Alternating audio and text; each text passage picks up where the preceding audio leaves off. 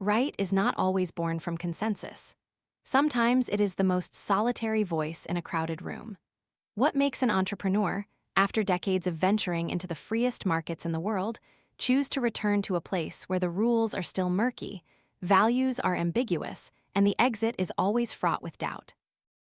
This is not a book on how to get rich, nor is it the memoir of an inspiring figure. These pages are the result of an introspective process where a person has experienced both the stock market and political classrooms, earned a lot of money, and lost it all more than once, sitting down to ask himself what ultimately deserved to be kept and what should be let go. You won't find the familiar narratives of miraculous success and entrepreneurial triumph so common in the self-congratulatory culture of modern business. Instead, you will encounter the coldness of the market, the bitter pills of difficult decisions, the naked truth about trust, fame, and even the futility of achievement when a deep personal frame of reference is missing. This book doesn't seek to affirm what is right. It patiently opens up other possibilities. Sometimes unconventional, sometimes inconvenient, but always powerful enough to stir those who carry unanswered questions within themselves. Is being an entrepreneur a decent way of life, or merely a form of survival polished with ideals? If you are brave enough to sit down and peel back some layers of your own facade, then the stories about to unfold will not just be about alanfan, but perhaps about yourself, at some unpredictable turning point. Let's begin the summary of this book together. In my opinion, the following emerging forces will not only reshape the global economy, but also redraw the cultural, social, and psychological map for young people preparing to enter the business world. If you grasp these trends in time, recognize the opportune moment, and have the courage to offer practical solutions, you will be among the first to harvest the fruits of a new era. Otherwise, you might be left behind, not by enemies, but by the slowness of your own thinking. I am not an academic researcher, nor do I possess the glow of Ivy League degrees or specialized journals, but I do have one thing: 7 years of field experience. I have conversed and collaborated with entrepreneurs struggling daily, from dusty Saigon to chilly offices in China, America, or India. I don't just read about the market, I step into it. I don't speculate about fluctuations, I smell them in the sweat of those worrying about making payroll this month. And from that, I clearly see 6 transformative forces quietly, but powerfully changing the world. The first force, global culture. Culture is no longer a local specialty. The internet, satellite TV, international students, and multinational corporations have dissolved borders. The younger generation, from urban Hanoi to New York or Berlin, listens to the same music, reads the same blogs, and dreams the same startup dreams. What is defined as culture, including beliefs, value systems, customs, lifestyles, and work methods, is now gradually converging towards a pluralistic economy, market, and democratic politics. I'm not saying Vietnam or any nation will lose its roots, but when indigenous values fail to provide the tools for global competition, the youth will choose something else. They are not betraying, they are merely surviving. The second force, investment capital flowing back to Europe and America. If you once thought Asia was the promised land of investment, think again. Large investment funds are withdrawing capital to the US and Europe, where legal frameworks are stable, assets are cheap after crises, and critically, consumers are regaining confidence. Look at Apple, Tesla, and new energy companies, you'll see the wind is shifting. China was once a fever, Vietnam once a hope. But currently, trust and the model based on growth through cheap factories are severely eroding. Investors dislike political risk, they detest a lack of transparency even more. The third force, disruptive technology.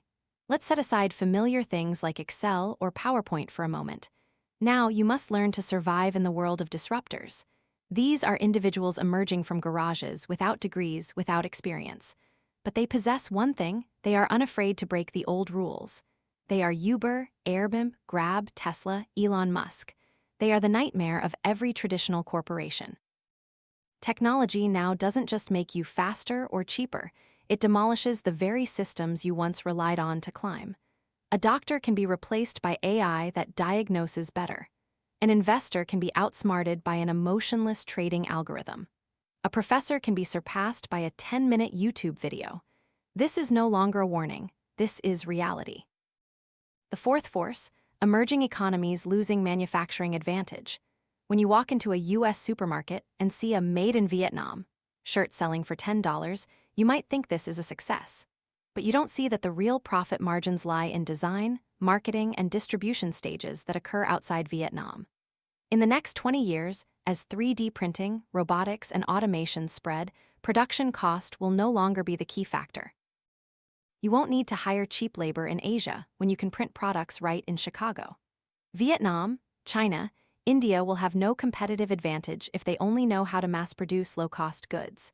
Emerging nations must learn to transform from manufacturing to innovation, or they will be forever stuck in the middle-income trap. There's an irony not everyone is ready to confront. The very advantages that once helped developing economies surge forward are now becoming obsolete. In the past, we needed people, as many as possible, to work in factories. But now, the world needs ideas, software, and business models, and those cannot be mass-produced on an assembly line. The fifth force, cheap and clean energy reshaping the order. Look at oil prices. There was a time when all economic strategies revolved around energy. Whoever controlled oil held power. But now, as fracking technology, solar, and wind energy develop at breakneck speed, energy costs are falling, and with them, the political influence of oil-exporting nations. This is particularly crucial for economies like Vietnam, which depend on energy imports. A world where energy becomes abundant and cheap will open new doors for production, consumption, and the environment. But it also imposes an urgent demand for the restructuring of old, inefficient, and polluting industries. I once spoke with an energy expert in Texas. He said he only needed a 3D printer and a few solar panels to create an entire self-operating water pumping system. No factories, no bills, no dependence. Energy is becoming a game of intellect, not power. The sixth force, societal shift from ownership to experience. Today's younger generation no longer dreams of buying houses or cars like their parents. They want to travel extensively, learn quickly, live flexibly and freely. A car can be replaced by a ride-hailing app, an apartment can be a 3-month stay in Bali followed by 6 months in Berlin, and a stable job can become a series of freelance gigs for 5 companies across 5 different time zones. What does this mean for businesses? It means if you're still operating on the old model selling products, stockpiling inventory, warehousing, you'll be left behind. Consumers don't buy products, they buy experiences. They want brands to tell stories, they want to participate in values, not just consume. Remember when you were young, what made you happy? A new pair of shoes or a backpacking trip with friends across dusty red roads? The new generation chooses the latter, and they have the money to choose. This is the golden age, either to change or to vanish. When I say these things, I know some will be skeptical, call me pessimistic, or say Vietnam still has time. I don't argue. I just want to remind them that time waits for no one. These shifts are happening every hour, every day, without needing anyone's agreement or approval. And a true entrepreneur isn't the smartest, but the most clear-headed. They know how to see far, grasp opportunities, and let go. If you believe life only needs to be about having enough to eat and wear, then you will live a life of having enough to eat and wear. But if you can envision yourself creating a business that reaches the world, that can change how people consume, interact, or learn, then you have entered the territory of those who dare to dream and dare to do. Management doesn't begin with skills. It begins with a question. How do you truly want to live? I once met a man who renounced his US citizenship to start over in Vietnam. Not because he was crazy, but because he found something that an entire consumer civilization couldn't give him, a reason to wake up every morning. That man said, I couldn't live another 30 years just to enrich some retirement fund. And so he left his house with a lawn, left a multi-digit salary to return here, where everything is chaotic but vibrant. And from that, he learned to manage a business as if managing his own life. Flexibly, soberly, full of emotion. Management is, in fact, an art full of paradoxes. You must dream very big but act with extreme detail. You must believe in people but not be naive. You must have the courage to make decisions, but also the humility to listen to others. I call this the tension between two extremes, and only those who can endure that tension truly mature into leaders. Another important lesson I learned from my long journey is, to find gold, you must learn to pan for sand. No one is born a great manager, not even me. But I know how to observe. I observe those who fail around me and ask myself why, and each time I find an answer, I avoid a trap.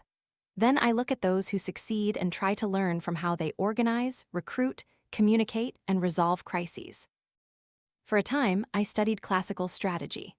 I read all the books from Harvard-Kiney, from famous gurus. Then I realized no book taught me the most important things: how to read an employee's emotions, how to stay calm when cash flow is running dry, or how to get back up after putting trust in the wrong person. Therefore, good management skills don't come from classrooms. They come from the field, from sleepless nights, from honest conversations with oneself, and from daring to admit mistakes to the team. I've attended many business training sessions in Vietnam. Most talked about keywords like leadership, vision, soft skills. But few mentioned this: running a business is a battle, and a battle requires strategy. And a good leader is someone unafraid to get their hands dirty, unafraid of conflict, unafraid of displeasing others to protect the core. One of the principles I apply in management is the panning for gold principle. Every time I hire, I don't look at degrees.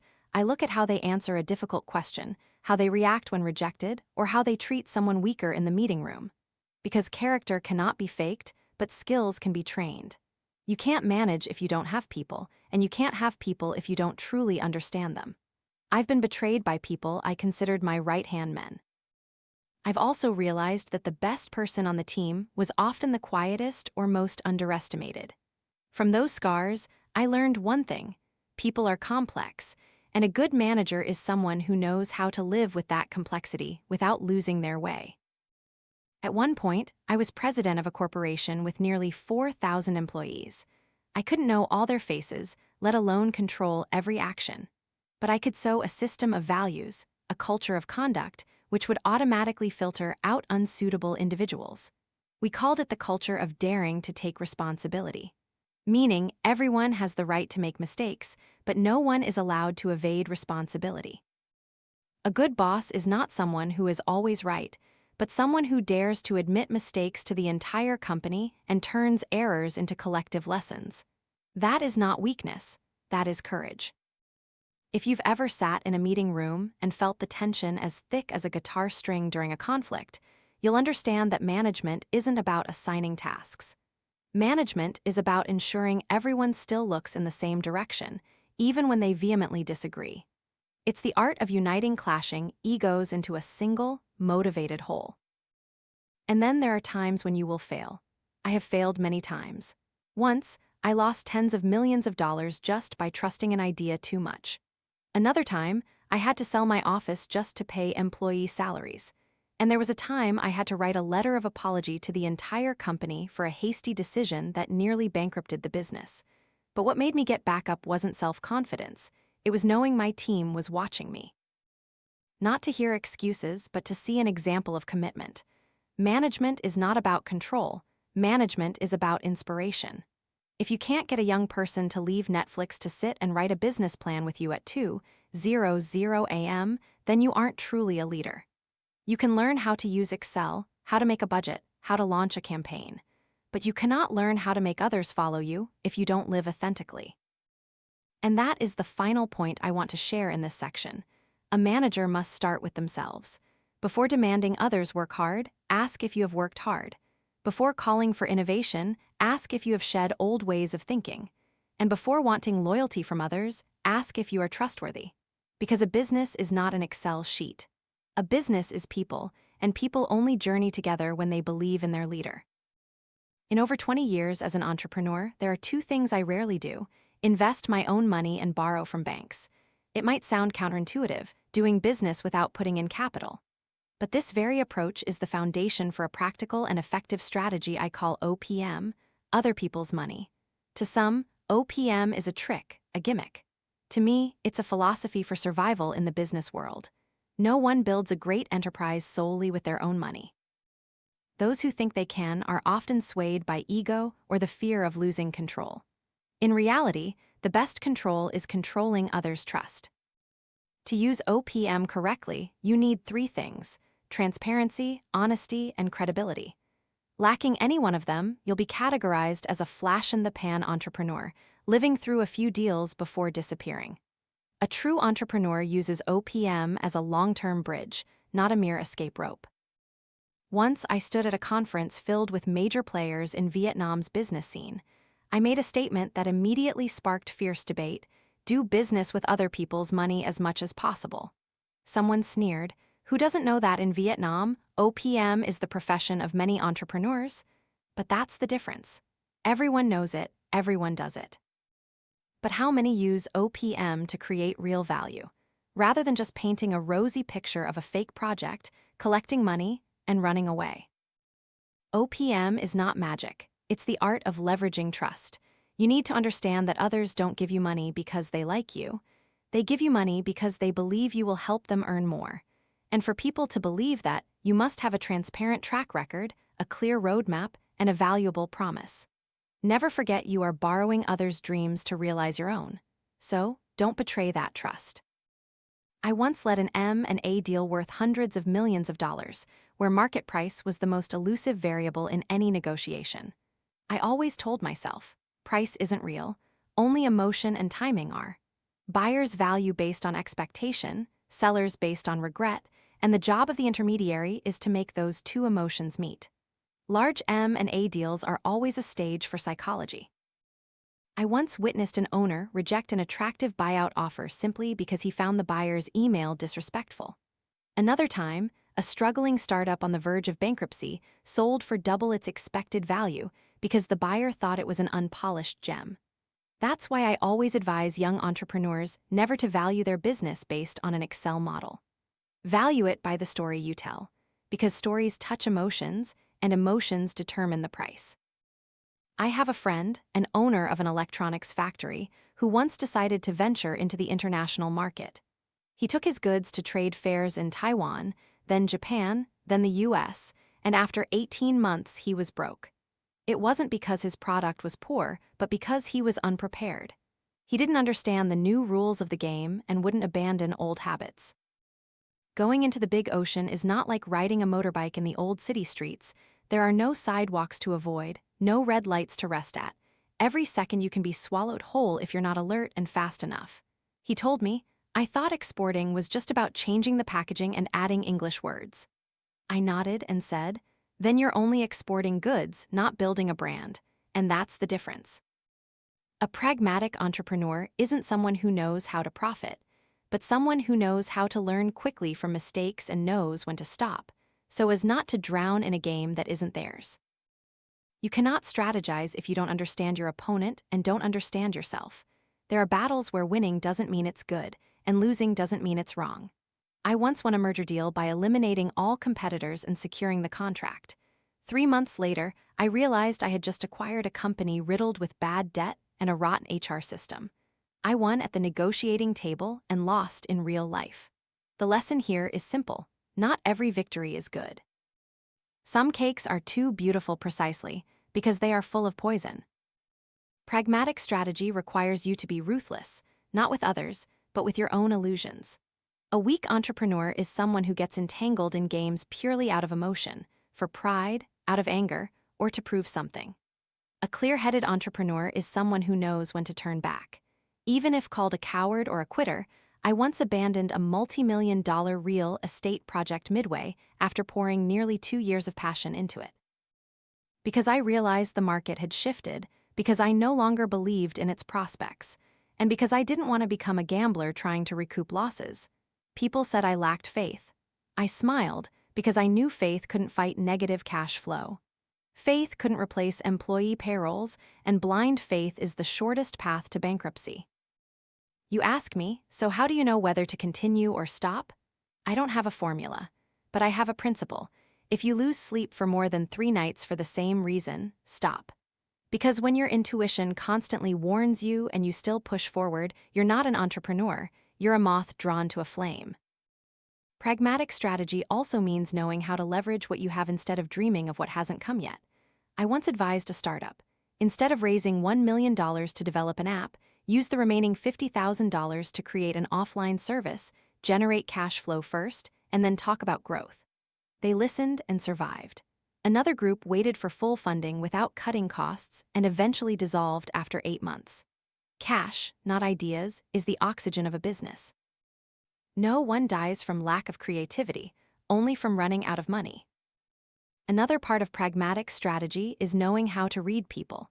I was once deceived by someone who spoke too well, dressed too elegantly, and introduced themselves too brilliantly. Now, whenever I meet a potential partner, I don't look at their resume. I observe how they treat the service staff at a coffee shop. Someone kind to their subordinates is always more trustworthy than someone who only flatters their superiors. And finally, I want to mention something few people talk about: knowing when to rest, when to retreat, knowing when to step back after a big deal to regenerate energy. I once drove across America for a month doing nothing. I read books, listened to music, slept in cheap motels, and ate greasy hamburgers.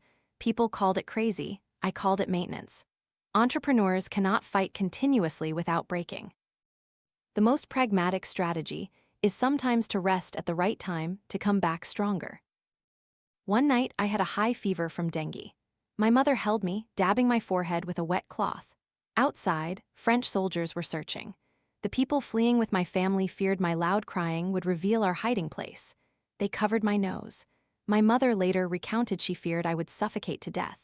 Perhaps because of that memory, for 40 years afterward, I often woke up with a start in the middle of the night, as if someone was strangling me in my dream. I was born during wartime, grew up amidst conflict, constantly migrating from Bin Duong to Saigon. I learned how to endure before I learned how to dream. My family wasn't wealthy, but they were rich in a spirit of defiance. My parents taught me not to expect fairness from life, but to create fairness for myself. I left Vietnam when I was young, lived in America, worked, started businesses, went bankrupt, rebuilt. At one point, I ran a company with thousands of employees and factories in many countries, but I never thought of myself as successful. I just thought I had survived. By my own feet and ideals, I lost everything. After April 30, 1975, my assets were confiscated, my company seized. I boarded a boat to cross the sea with my family, carrying only a few $100s, a wife, a child, and a heart distorted by exile. But I didn't lament my fate, I didn't blame anyone, I didn't look back. In America, I started with the smallest jobs, worked for a multinational corporation, learned from scratch, then ventured into real estate, and went bankrupt, then rebuilt, and went bankrupt again. My life was a loop of building and collapsing, collapsing and building. Until I understood that what ultimately remains is not the company, not the money, but character. I never stopped writing. When I wasn't earning money, I wrote to reclaim myself. I wrote articles, blogs, books, not to teach others, but to keep myself from falling into emptiness. I am a solitary person, though always in a crowd. I love the sea. I often drive to a deserted beach, sitting there for hours just to think. Sometimes I laugh alone, sometimes I burst into tears. I have had 4 wives. Not because I was unfaithful, but because I was too absorbed in my own ideals, to the point where there wasn't enough space for another person to coexist. I am not perfect. I am never a moral or success model. But I am real, I write real, I live real, and I hope you will be too. Whether you are an entrepreneur, an artist, or an unknown person, this part of my life is not meant to complain or evoke pity. I just want you to see that if someone like me can stand up after every fall, so can you. I once dreamed the American dream, then woke up in Vietnam, then dreamed the Vietnamese dream, then woke up in a globalized world. But the biggest dream isn't about a nation, isn't about a market, but the dream of being truly myself to the very end. Opportunity doesn't lie in what people are doing, but in what they are overlooking.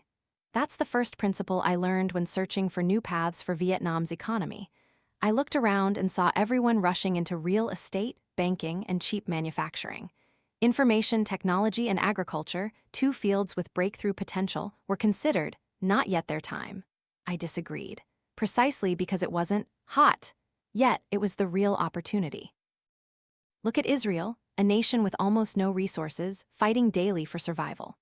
They chose high-tech agriculture as their spearhead, and after just a decade, they exported agricultural products to all of Europe. Why couldn't Vietnam, with its fertile climate, millennia of farming experience, and 67% of its population living by agriculture, do the same? I once asked a group of young entrepreneurs, if you had $1 million, where would you invest it?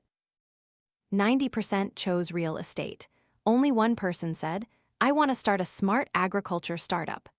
I shook his hand firmly because I knew he was someone who saw the future. But the future doesn't come through dreams, it comes through action.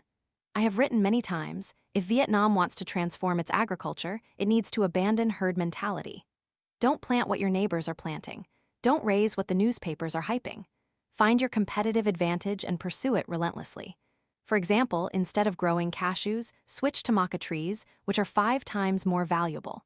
Instead of raising pangasius, raise sturgeon for caviar to sell to Europe. Instead of exporting raw coffee beans, create a distinct Vietnamese coffee brand, as Colombia did. I know this isn't easy, but I also know that if we keep doing what's easy, we will forever remain behind. Information technology is another field where I always have high hopes. In a flat world, where a coder can sit in Da Nang and write apps for Silicon Valley, Vietnam has an opportunity to rise if it invests in its people. Stop building factories and start building technology schools. Give young people free access to information. Let them learn from Google, from Coursera, from open forums. I don't believe in rigid education programs. I believe in self-learning. I believe in young people who dare to break programs to create new ones. An economy that wants to break through cannot thrive solely on consensus. It needs conflict, debate, critical thinking. I was once criticized for saying that the government should fire 2/3 of its civil servants. I didn't retract that statement because I believe that to develop, one must remove burdens. Imagine a Vietnam where entrepreneurs don't have to grease palms for licenses, where a startup can raise foreign capital without fear of obstacles, where farmers have the right to choose their community leaders, where policies are written by people who understand economics, not those who merely memorize theories. I'm not dreaming. I'm just recounting what has happened in pioneering countries.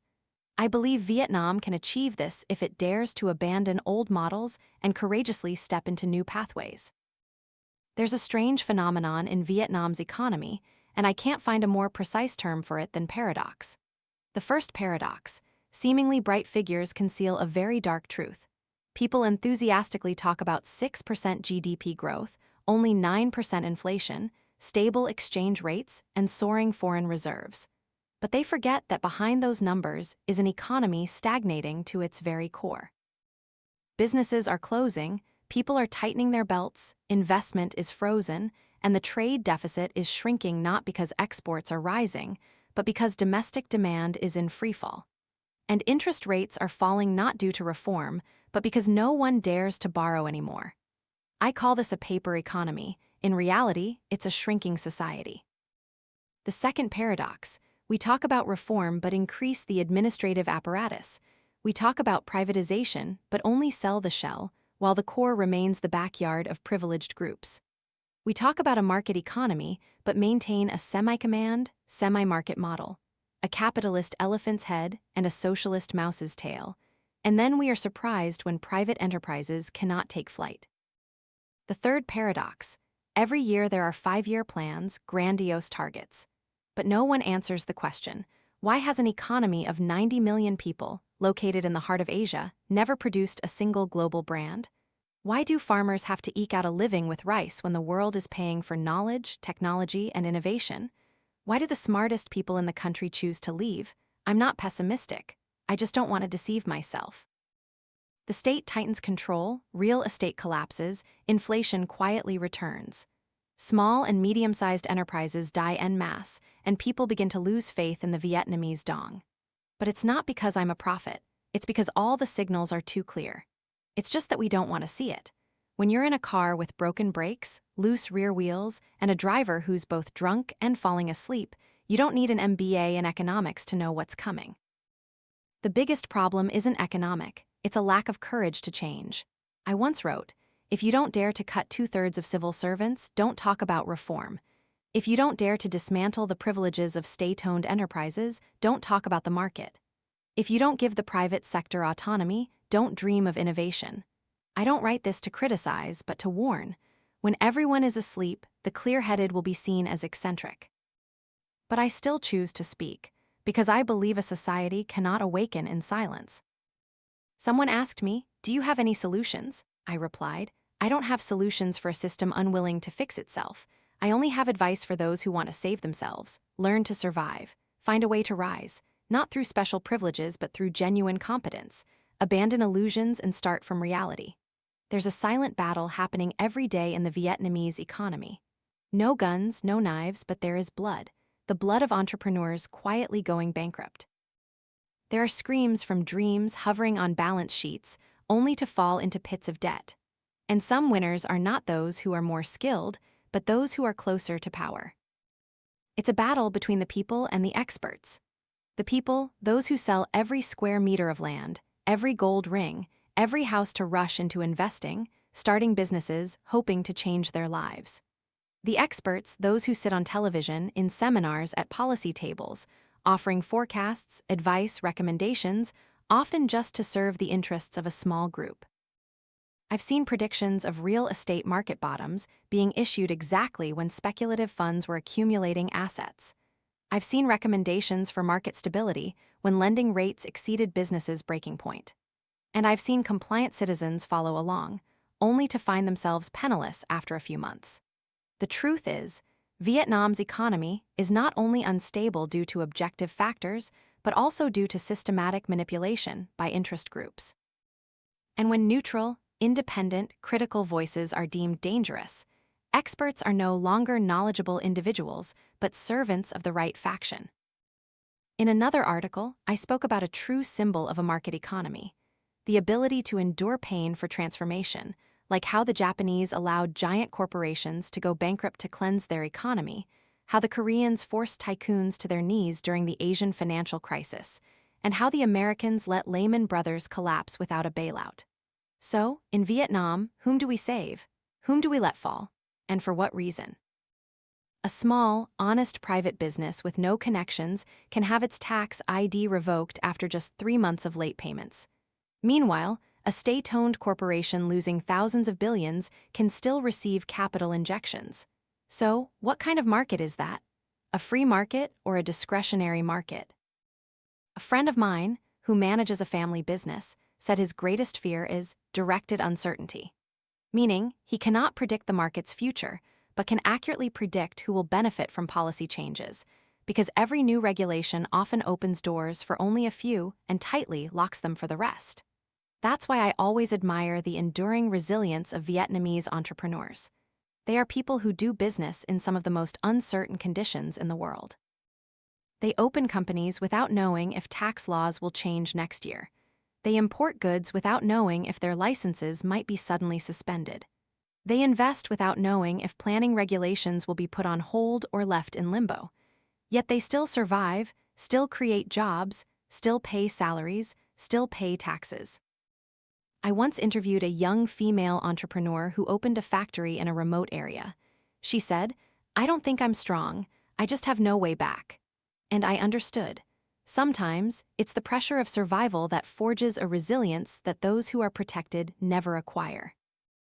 Speaking of transportation, I call it the mobility paradox. In Vietnam, the poor ride motorbikes, the rich drive cars, the very rich fly planes, but all share a common misery: traffic jams, dust, curses, delays. Infrastructure doesn't discriminate, it torments everyone. And when a society has an unreliable transportation system, its entire economic productivity is stifled. You cannot build a startup nation on potholed roads. And then, at a deeper level, there are things that cannot be seen with the eyes but are felt. A feeling of injustice, a feeling of suffocation, a feeling of constantly being shortchanged. Citizens begin to distrust all official information. Entrepreneurs start turning away from long-term investment. Young people begin to dream of going far away. That is when trust erodes, not because of one big shock, but because of thousands of small cuts every day. Beneath the smog of artificial development, there are faint groans no one hears. They are the sounds of forests being felled, rivers being poisoned, and rural areas left behind in the rapid development game between provinces. I have warned about organizations like Global Witness, international environmental bodies silently observing countries like Vietnam, where laws protecting nature are beautiful texts presented to the National Assembly, but a mockery in practice. If you think a paper factory can sit right by the coast without affecting the ecosystem, you are blindly stepping into a swamp. If you think hundreds of hectares of rubber, pepper, or hydropower can sprout without compromise, then you have allowed greed to blind your reason. A nation can grow rich through its resources, but if it doesn't control its greed, it will become poor by those very resources. And when nature seeks revenge, it doesn't send a bill. Amidst all that noise, I still believe in a different development model: rule of law economy. A rule of law economy is where every contract is enforced, every citizen is equal before the law, and every business, big or small, plays by the same rules. It sounds idealistic, but no ideal is greater than fairness. Singapore. If you pour concrete that doesn't meet standards, even as a global corporation, you get fined. In Vietnam, if you have the right connections, you can pour concrete right over the public's will. The problem isn't a lack of laws, but too many laws, and a lack of lawyers brave enough to defend the weak. I once participated in interviews with several foreign investors.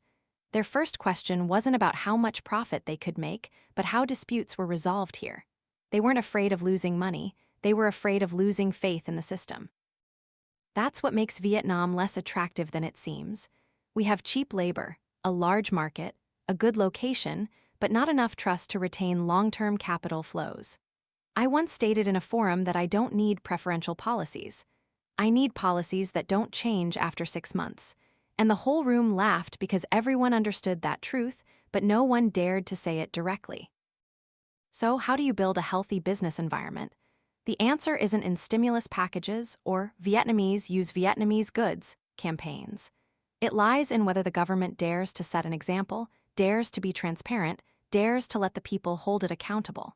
An entrepreneur doesn't need favoritism, they just need fairness. If a state-owned company is bailed out when it loses money, then give private businesses the right to breathe when they are squeezed. In the US, a female CEO was sued for accounting fraud, even though her company hadn't caused any damage yet. In Vietnam, a male CEO can incur losses of thousands of billions but still be reappointed. That's not a gender issue, that's an accountability issue. As a leader, you must bear responsibility to the very end, no matter who you are or what elite label you carry.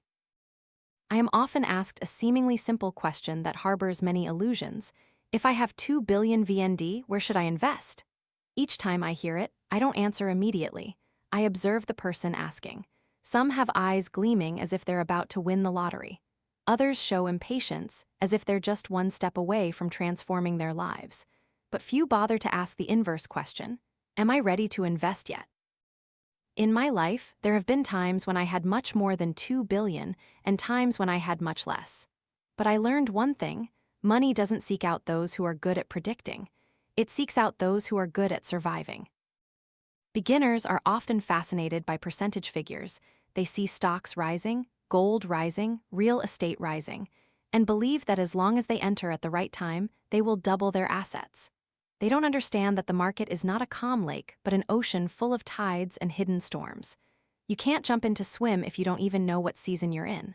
I once wrote, "Invest in what you understand, not what others are rumored to be doing." If you work in agriculture, have connections, and understand the supply chain, that's where you should put your money.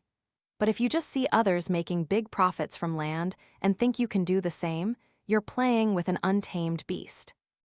Someone asked, "If I save, it's safe, but the returns are too low." I asked back, "Do you want safety or excitement?" Because those two rarely go together. Investing is a form of trade-off. What you put in isn't just money, but endurance. Endurance of volatility, endurance of fear, endurance of your own foolishness when the market doesn't go as desired. If you've never found yourself wrong, you haven't truly invested. I recall the 2008 crisis. Exchange rates changed, interest rates reversed, real estate plummeted. Many lost everything. They thought they were burned, but in reality, they just didn't bother to read the indicators. The impact of exchange rates on investment channels is something few bother to analyze. Exchange rates don't just increase import prices, they also decrease the value of assets if you hold them in local currency. When exchange rates rise, gold is often a safe haven, but if you buy gold at the wrong time, you'll find it's no different from a non-yielding lump of metal. Stocks, conversely, can rise even with increasing exchange rates if you choose the right export company. But most investors don't do this homework. They invest based on emotion, chat rooms, and advice from TV experts, and then they lose spectacularly. For a time, I became a name mentioned quite frequently, not because I was rich, but because I dared to speak things contrary to the crowd. The alanfan event was an interesting clash between an individual and an interest group.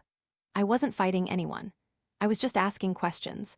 Why are house prices 20 times higher than average income? Why do buyers have to pay 70% upfront for a product that hasn't materialized? Why are legal, planning, and infrastructure risks pushed entirely onto the citizens? When I wrote an article criticizing the real estate speculation model, there were immediate fierce reactions. Open letters, articles, comments, criticisms. I wasn't angry, I was just surprised. Why can't we debate like adults? If I'm wrong, refute me with facts, with logic. Don't attack my character, don't label me, don't scream as if I've insulted sacred cows. But perhaps what saddened me most was the fear of others. Some young people messaged me, "I support you, uncle, but I don't dare speak publicly." I understand, because I once lived in that fear. But I also understand that only when you overcome fear do you truly begin the journey of maturity. I am not emotionless. I have failed, I have lost money, I have been betrayed, but I never wanted to become so sensible that I dared not live authentically. I once said, half jokingly, that if someone hates you, advise them to open a restaurant, because that's the gentlest way to watch them fall into a dream that is both romantic and brutal. The restaurant industry is one of the most romantic investments because it evokes delicious food, beautiful spaces, and happy customers. But it's also the place where all illusions about business are most thoroughly shattered. You might be a great cook, but can you manage ingredients, staff, customers, marketing, and cash flow all at once? When someone spends 500 million VND to open a coffee shop, what they usually think about is the interior design, the menu, the Instagrammable corners. But they forget that 6 months later, they'll face rising rent, unexpected staff resignations, negative customer feedback, and the silence of the cash register every weekday afternoon. Someone told me, "But I like being my own boss, I don't want to be an employee forever." I told them, "Then work long enough as an employee to understand how a business operates from the inside. Don't let ignorance kill your ambition to be a boss." I once met a girl who wanted to start a vegetarian restaurant. I asked, "Have you ever worked in a vegetarian restaurant?" She shook her head. I asked, "Do you know what percentage of revenue goes to ingredient costs?" She remained silent. I asked, "Do you have plans for inventory, promotions, capital turnover, dealing with spoiled goods?" She looked down. But when I suggested she work as an employee for a year before opening, she protested, saying it would take too much time. Starting a business won't kill you. The illusion of starting a business will. There's a lesson I learned very early on. Every game has rules, and you can't win if you don't read the rules carefully. Real estate is no different. People often view real estate as a sure-profit investment channel, but I've seen people lose everything because of a vague planning regulation, a newly issued decree, or a credit crunch. I once said, real estate is where the most greed resides because everyone believes they have the winning hand.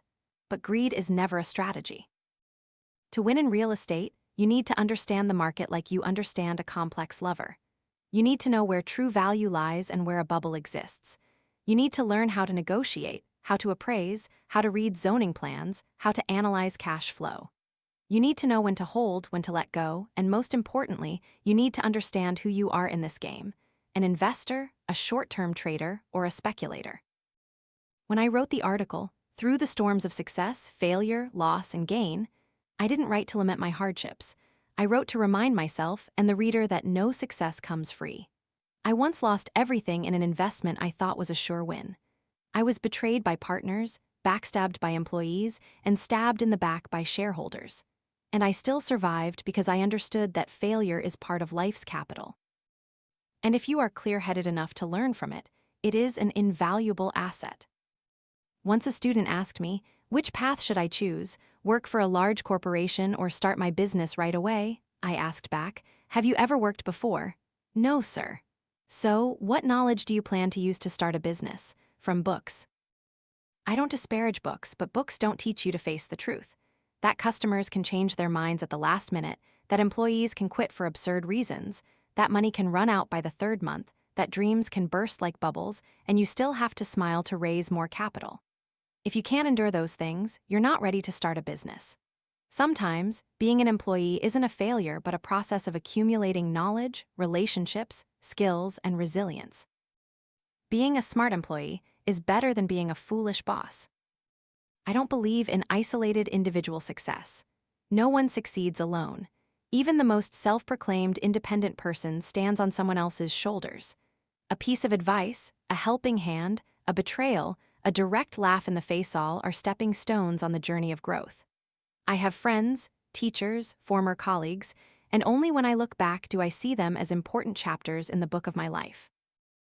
Gary was one of them. I first met Gary when I was just starting out in the American business world. He was a Jewish American, short, bald, always wore a white shirt and smoked cheap cigars. Gary wasn't flashy, nor was he loud. But every time he spoke, the entire meeting room fell silent. I once thought it was because he was good at English, but then I understood. It wasn't. It was because he didn't speak much, but every sentence was a knife piercing straight to the heart. In a deal to acquire a failing company, I enthusiastically proposed all sorts of restructuring plans, from organizational overhaul to staff layoffs to seeking new capital. Gary listened to everything, then said one sentence, "Alan, never try to fix a sinking ship in the middle of the ocean. Find a way to bring it to shore first." That sentence stayed with me for 20 years. There were times I considered saving a company out of regret for the effort invested.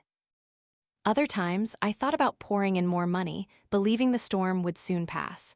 Then I remembered Gary's words and knew when to stop.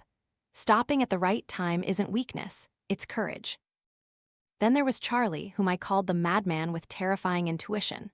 Charlie didn't go to university, didn't read newspapers, didn't have a portfolio, but he had one rare thing: market instinct. He could walk into a restaurant, observe how the staff interacted, how the menu was printed, how smoke rose from the kitchen, and immediately say, "This place will close in 9 months." Strangely, he was often right. We once invested in a food company together. I reviewed financial reports, performed SWOT analysis, drafted a 5-year plan.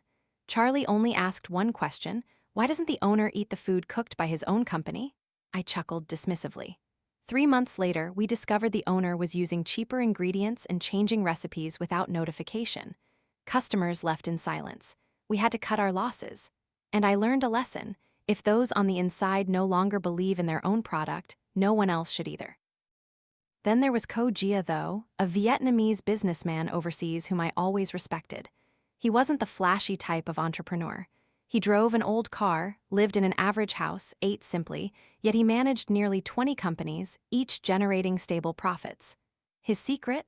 I don't chase the market. I build good operational systems and let them run themselves.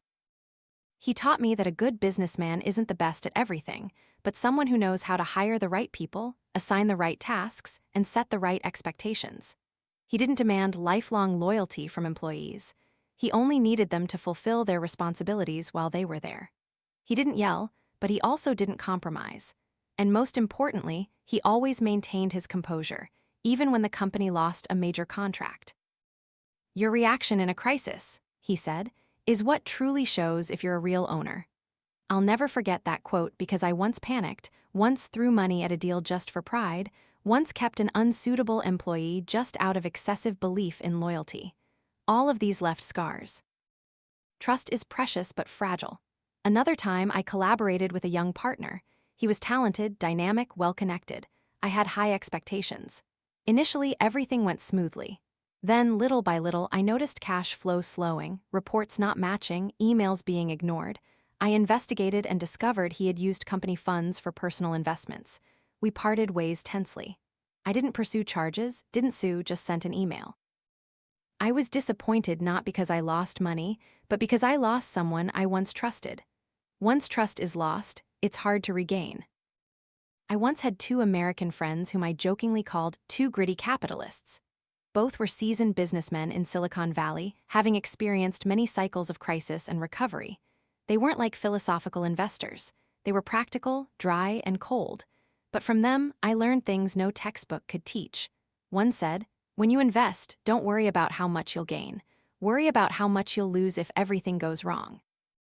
That was the first time I heard someone frame the question from the perspective of failure. The other said, "A good company isn't where it has the best product, but where it has the fastest ability to correct mistakes."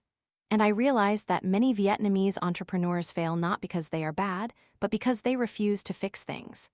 They like to blame, like to wait for the state to intervene, like to believe in favorable timing. But they don't look at the root. Does anyone need their product? Is it better than others? Is it flexible when the market changes? In an interview, I was asked, "Mr. Allen, if you could start all over again, would you still choose the path of business?" I replied, "Yes, because only through business do I truly understand people." The interviewer was surprised. I explained, "Because business shows you the true faces of others and of yourself. You see who is loyal, who is scheming. You see greed, cowardice, compassion. And if you're clear-headed enough, you clearly see who you are when you have power, when you lose money, when you are betrayed."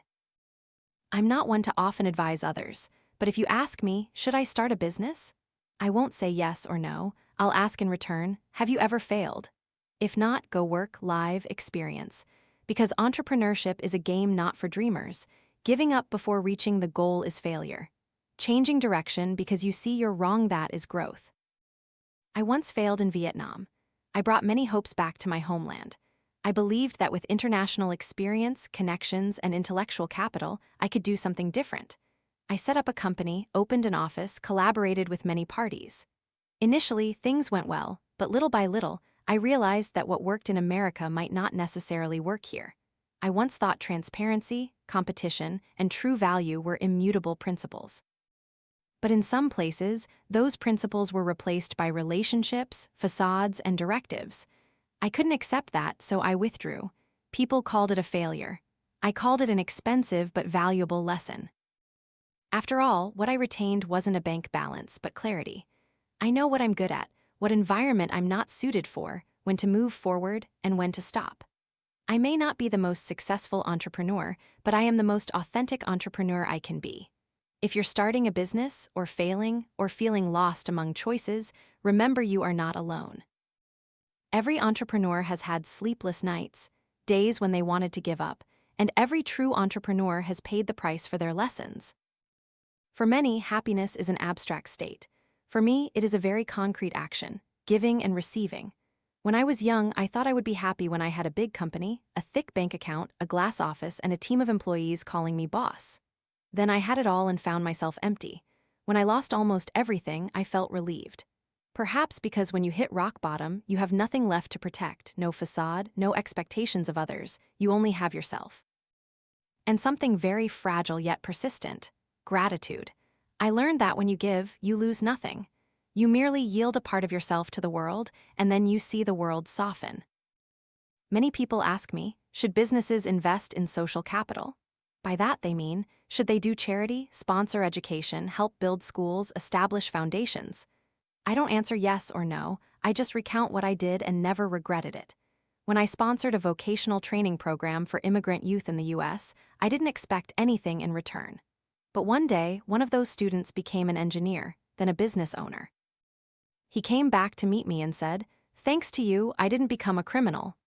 I just smiled because I didn't think I had done anything grand, but for him, it was the first opportunity in his life. That was happiness.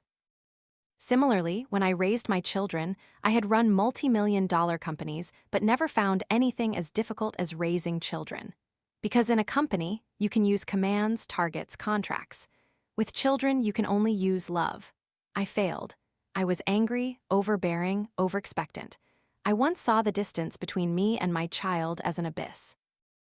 Then I learned that you cannot raise children like a boss.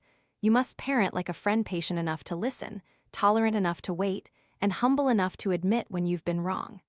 Between work and family, I chose family. Between a multi-million-dollar contract and an evening meal with my child, I chose dinner with my child, even if that contract could change an entire financial year. Because once you've experienced enough success, you'll understand that nothing is greater than a heartfelt laugh at the dinner table. Early 2014, I had a private interview. The interviewer asked, "What do you think about Vietnam's economy in 2030? I didn't answer with numbers. I said, "If Vietnam can teach its children not to lie, then by 2030 we have hope." All forecasts about growth, investment, and technology are superficial matters. What concerns me is the people. If citizens know how to keep their word, if leaders know shame when breaking promises, if entrepreneurs know how to refuse dishonest business, then the country will be better off without waiting for 2030. Otherwise, printing more money, building more factories, creating more special zones will only be putting lipstick on a sick body. I once wrote about Gloria, a girl with a troubled past, who lived in an orphanage and worked in small restaurants. I don't know what made me trust her, only that when she asked me to help her take a short business course, I nodded. 2 years later, she opened a small bakery.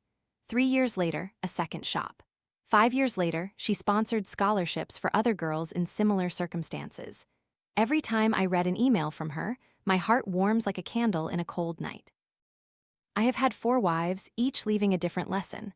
I am not proud, but I am not ashamed because I loved truly, hurt truly, and learned truly. One taught me forgiveness, one taught me resilience, one taught me pride. And the last one taught me what it means to let go. People say, Mr. Allen couldn't keep his happiness. I don't argue because who can define happiness? Some say business ethics is a luxury concept in Vietnam. I don't refute that. I just ask in return, if there are no ethics, how is business different from deceit? Ethics are not something displayed on banners or mentioned in annual reports. Ethics are what you do when no one is watching. It's when you could cheat and not get caught, but you still don't. It's when you could force employees to work overtime without pay, but you choose otherwise. It's when you could evade taxes, but you sit down and recalculate every figure yourself. I have been burned, cheated out of money, betrayed, but I have never lost my standards because of it. Not because I am more ethical than anyone else, but because I know if I did that, I would no longer be myself. An entrepreneur cannot separate their character from their profession. I once met a middle-aged man who owned a small mechanical workshop. He wasn't rich, wasn't famous, wasn't interviewed. But I always remember how he told his employees, "Work slowly but surely. I don't need quick profits, I need you to survive long." In a world where everyone is rushing, that saying was like a gentle pat on the shoulder. I have also witnessed big players talk about sustainable development and social responsibility, but behind it are backroom deals, lobby money, and employees quitting due to stress. And I understood, ethics cannot be acted. Respecting others is something I learned very late. When I was young, I thought if I was smart, I had the right to criticize. I used words sharp as knives. I made others cry with a glare. I thought that was being strong. Then I gradually realized that truly strong people are those who know how to restrain themselves, know when to be silent when there's no need to speak, know when to offer a hand when others have no one to cling to, know when to step back so others can step forward. I once wrote, "If you want to know if someone is decent, observe how they treat those who have nothing to offer them." Once, while having coffee with a young entrepreneur, he asked me, "Uncle Allen, do you still do consulting?" I smiled. "No, I now offer free consulting to anyone brave enough to listen, because sometimes the truth is only for those courageous enough to receive it." I told him about a time I consulted for a large company. After 6 months, they hadn't implemented a single recommendation. I asked why, and they said, "Reality isn't as easy as books make it seem."